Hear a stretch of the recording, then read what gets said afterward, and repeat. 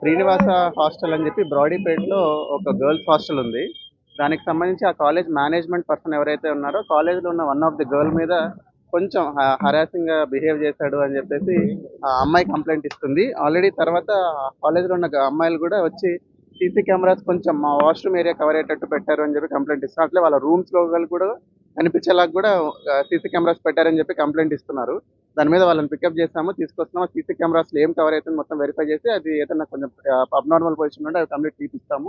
అమ్మాయి ఇచ్చే కంప్లైంట్ మీద కూడా కంప్లైంట్ తీసుకుని ప్రాపర్ కేసెస్ కింద కేసు రిజిస్టర్ చేస్తాము. ఇద్దరు హాస్టల్ మేనేజ్మెంట్ మీద చెప్తున్నారు. ఆ మేనేజ్మెంట్ తాలూకా ఓనర్ని తీసుకొచ్చాము. అట్లే వాళ్ళ ఇద్దరు మేనేజ్మెంట్ ఓనర్ అండ్ వాళ్ళ వైఫ్ వాళ్ళిద్దరిని తీసుకొచ్చాం స్టేషన్కి. వెరిఫై చేసి కేసు రిజిస్టర్ చేసి ఇన్వెస్టిగేట్ చేస్తాము.